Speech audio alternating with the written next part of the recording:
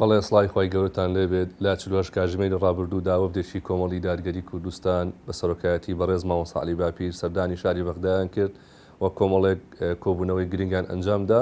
دوای گەڕانەوەی وەفدەکە من دەسمەلای بەڕێز مامۆستا جەزا ئەحمەد ئەندامی سەرکردایەتی بۆ وەرگرتنی زانیاری زیاتر لەسەر ناوەڕۆژی کۆبوونەوەکان و پرسیاری لێ دەکەین. مامۆستا جان فەرمیتە ئێرە مامۆستای بەڕێز لە پرسیارێکەکەمەوە دەست پێکەم جەنابتان با بانگێژنامەی فەرمی بانگێژ دەکرابوون بۆ کۆبوونەوەکان خۆتان کاتەکەتان دیاری کردوون. بسم الله الرحمن الرحیم الحمد لله والصلاة والسلام على رسول الله.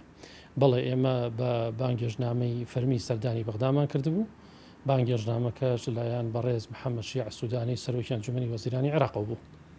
مامۆستای بەڕێز لەم کاتەتا بۆ ئەم سەردانە کرا و چی گرنگ باسکرا لە کۆبوونەوەکانە؟ وەڵاهی لەم کاتەدا گرنگ بوو بۆ میلەتی کورد، گرنگ بوو بۆ کۆمەڵی دادگەری کە پەیوەندیەکانی نێوان هەرێم و حکوومەتی ئیتیحادی زۆر ئالۆز بووە و ئێستا مانگی نوێ موچەی مانگی شەشدا بەشەکرێ. بۆیە بەڕاستی ئەمە هەلێکی زێڕین بوو بۆ موچەخۆران و بۆ هەرێمی کوردستان کە شاندێک لەو ئاسەدا کە بەڕێز مامۆستا عەلی باپیر سەرۆکایەتی بکە و لەسەر بانگێژنامەی فەرمی سەرۆکوەزیران سەردانی بەغدا بکە و بێگومان لەو دانیشتنەدا دوای تاوتوێکردنی باردۆخی ناوچەکە بەڕێز مامۆستا عەلی باپیر زۆر جەختی لە ئیستیحقاقات و مافی موچەخۆرانی هەرێمی کوردستان کردەوە و داوای لە بەڕێزیان کرد ئێوە هەرچی هەیە هەرچی تواناتان هەیە بیخەنەکار و منفەز و دەرچە و ڕێگەیەک بدۆزنەوە کە بەڕاستی چیتر موچەخۆران بەدەست ئەم بێموچەیی و معاناتەوە نەناڵێنن. مامۆستا بەڕێز جەنابتان لە کۆبوونەوەکانە بەشدار بوون.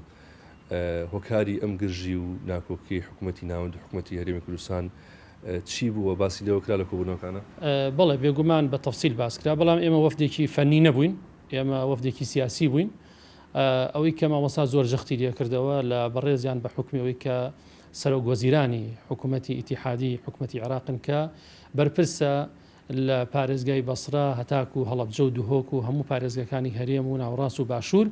بۆیە مامۆستا لەو چوارچێوەیە زۆر جەختی ئەکردەوە کە پێویستە مافی موچەخۆرانی هەرێم نەفەوتێ و ئەوانیش بەڕاستی باسی ئەویان نەکرد کە هەرێم ئیلتیزام ناکە پابند نابێ و ئێمەش لێرە ئەڵێن بەڕاستی چیتر هەرێم نابێ عیبدارمان کە و چیتر هەرێم نابێ بەڕاستی پاسا و بیان و بداتە دەسەوە بۆ ئەوەی کە حکوومەتی ناوەند حکوومەتی ئیتیحادی کە موچەی موچەخۆرانی هەرێم نەنێرێت.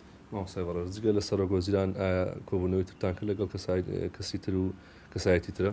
بەڵێ هەر بۆ هەمان مەبەست، هەر بۆ ئەوەی کە بەڕاستی ئێمە کە چوین بە هەلمانزانی فرسەیەکی زێڕین بوو و سەردانی سەرۆک کۆمارمان کرد و سەردانی سەرۆکی پەرلەمانمان کرد. مامۆستا لەگەڵ بەڕێزیشانە هەر تەکیدی لەوە کردەوە کە هەماهەنگ بن پێکەوە هەرسێ سەرۆکایەتێکە بۆی چیتر موچەخۆران لەم بینە نەبنە قوربانی لە نێوان ململانەکانی حکوومەتی هەرێم و حکوومەتی ناوەندە پێویستە پێکەوە دابنیشن و ڕێگەیەک بدۆزنەوە چارەسەر بدۆزنەوە بۆ ئەوەی کە چیتر مانگ نەبێتە نەوەت ڕۆژ.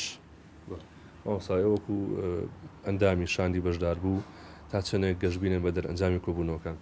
وەڵاهی وەک لە سەرەتایە باسمان کرد لە تەوقیتێکی وایە کە بەرەو هەڵبژاردنیش ئەچین، هەڵبژاردننی ئەنجومەنی نوێنەرانی عێراق بەڕاستی گرنگ بوو بۆ موچەخۆرانی هەرێم کە جەنابی مامۆستا و کاکسۆران عومەریشمان لەگەڵ بوو. کاکسۆران عومەر کە بەشدار بووی شاندەکە بوو، هەمان کاتیش ئەندامی ئەنجومەنی نوێنەرانی عێراقە کە لە نزیکەوە کاکسۆران نامەیەکی نووسی بوو. نامەکە ئەتوانم بڵێم بە شێوەیەکی گشتی چڕی کردبووە لەوەیە کە بەڕێزیان هەموو هەوڵی خۆیان بدەن بۆ ئەوەی مافی موچەخۆران نەفەوتێ و موچەخۆران نەبنە قوربانی. بۆیە ئەمانە وای کرد کە ئێمە گەشتبین بین و بەڕێزیشان بەڕاستی وعدیاندا بەڵێنیاندا کە هەموو هەوڵێکی خۆیان بخەنە کار. جا ئومێدەوارین ئینشاءڵڵا ئینسان هەر بە ئومێد بشێ و ئێمە ئیشی خۆمان کردووە. بەڵام ئەوەی کە گرنگە حکوومەتی هەرێم چیتر بەڕاستی ئەو شاندانی کە چ شاندی فەنی بن چ شاندی سیاسی بن وانەکە کە بار بەلای ئێمە یالار بێ. بەڵێ مامۆستا جان کۆتا پرسیارم کۆمەڵی دادگەری ئەم کۆبوونانەوە کە دەرخەری ئەو ڕاستینێ کە کۆمەڵ لە خەمی خەڵکایەوە لە خەمی موچەخۆراندایە و ئامانج و پلانی داهاتووی ئەگەر سەردانی شوێنتریش بە ئامادەی بیکات.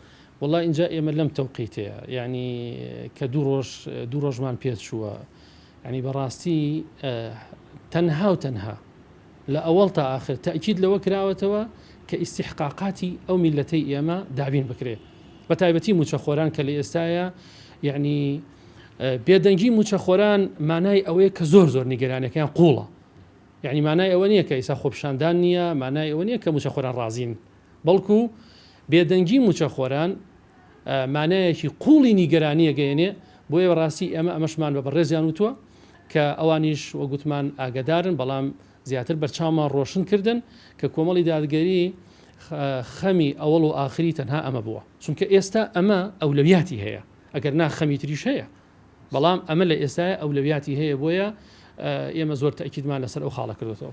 زۆر سپاس مامۆستا بەڕێز بۆ کاتێک پێت بەخشیم. بەڵێ ئەمە ناوەڕۆکی ئەو زانیاریانە بوو کە لە کۆبوونەوەکانی وەفدی کۆمەڵی دادگەری کوردستان لە شاری بەغدا بە سەرۆکایەتی بەڕێز مامۆستا عەلی باپیر و شان دیاوەری بەڕێوە چوو.